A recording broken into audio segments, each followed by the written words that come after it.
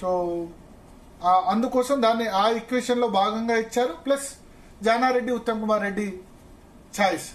అయితే ఆశ్చర్యకరంగా ఏంటంటే రెడ్డిలు లేకుండా ఎమ్మెల్సీ పదవి కాంగ్రెస్ పార్టీలో వచ్చింది. ఇదే సర్ప్రైజ్.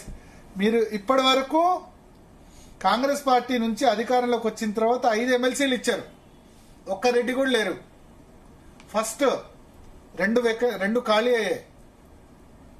2 ఖాళీ అయితే బల్మూరి వెంకట్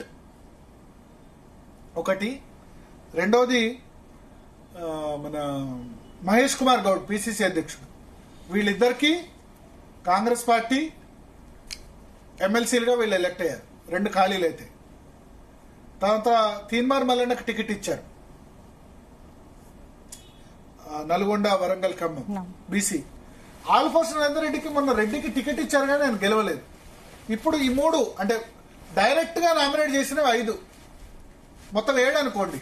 7 ఒకటి గవర్నర్ కోటాలో కోదండ్ రామ్ ప్లస్ అమీర్ అలీ ఖాన్. కానీ కోదండ్ రామ్ రెడ్డియే, బట్ ఆయన కాంగ్రెస్ పార్టీ కాదు, టీజేఎస్ నుంచైనా కాంగ్రెస్ పార్టీ సపోర్ట్ చేసి గవర్నర్ కోటాలో నామినేట్ చేశారు.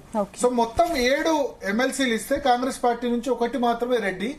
అది కూడా కోదండ్ రామ్ రెడ్డి కాదని చెప్పాల్సి ఉంటుంది, because he comes under TJS. Reddy కాదంటే కాంగ్రెస్ పార్టీ రెడ్డి కాదు, రెడ్డి ఆయన. బయట వ్యక్తిని తీసుకొచ్చి టీజేఎస్ వ్యక్తికి వాళ్ళకి సీట్ ఇచ్చారు. టీజేఎస్ కోదండ్ రామ్ ని గవర్నర్ కోటాలో పంపించమని చెప్పింది. అమీర్ అలీ ఖాన్ ఒకటి మైనారిటీ ఇచ్చారు. తర్వాత బల్మూరి వెంకట్ వెలమ సామాజిక వర్గం, మహేష్ కుమార్ గౌడ్ బీసీ, ఇప్పుడు ఒక బీసీ, ఒక ఎస్సీ, ఒక ఎస్టీ. సో మొత్తానికి ఏదైతే క్యాస్ట్ సెన్సెస్ వల్ల అయితే కొంత మనకు టర్న్ అరౌండ్ కనిపిస్తుంది స్పందన. క్యాస్ట్ సెన్సెస్ వల్ల ప్రధాన రాజకీయ పార్టీలన్నీ కూడా ఇప్పుడు ఈ విధంగా ఆలోచించాయి.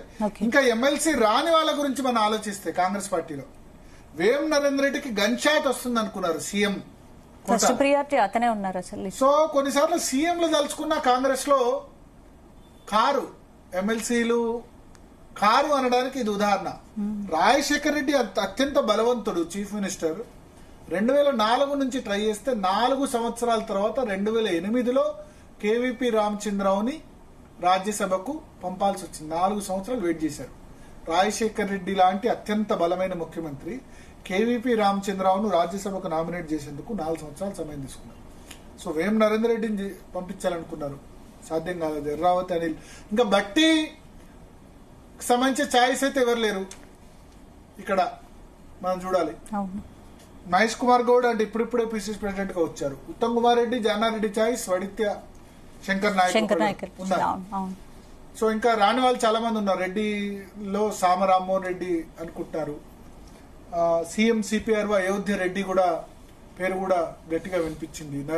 సో రెడ్డిలకు ఈసారి ఛాన్స్ ఇవ్వలేదు.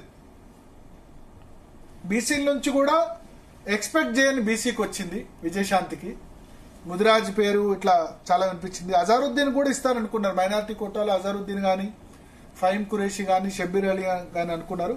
బట్ నిన్న అల్టిమేట్ గా టెలికాన్ఫరెన్స్ మీనాక్షి నటరాజన్ మార్నింగ్ నిర్వహించి హైకమాండ్ కేసీ వేణుగోపాల్తో డిస్కస్ చేసి కేసీ వేణుగోపాల్ మల్లికార్జున ఖర్గే దగ్గరికి వెళ్లి మాట్లాడి కొంత విజయశాంతి పేరు పట్ల అందరూ అబ్జెక్షన్ వ్యక్తం చేస్తున్నట్టు తెలుస్తుంది. అంటే మాకు ఇవ్వడం అబ్జెక్షన్ కాదు, బట్ కాంగ్రెస్ పార్టీలో కొంత వ్యతిరేకత అయితే ఉంది విజయశాంతికి. అంటే దాదాపు సంవత్సర కాలంగా పార్టీలో యాక్టివ్ గా లేరు, ఎలా ఇస్తారంటే ఇక్కడ కంప్లీట్ గా హైకమాండ్ స్ట్రాటజీ వర్కౌట్ అయింది అనుకోవచ్చు. కంప్లీట్ గా హైకమాండ్ మీనాక్షి, నేను చెప్పినట్టు మీనాక్షి నటరాజన్, చాలా మంది డైరెక్ట్ గా రాహుల్ గాంధీ అంటారు, డైరెక్ట్ రాహుల్ గాంధీ కాదు, మీనాక్షి నటరాజన్ రికమెండేషన్ అక్కడ వర్కౌట్ అయింది పర్ఫెక్ట్ గా. ఆమె ఇద్దరు 2009 నుంచి 2014 మధ్య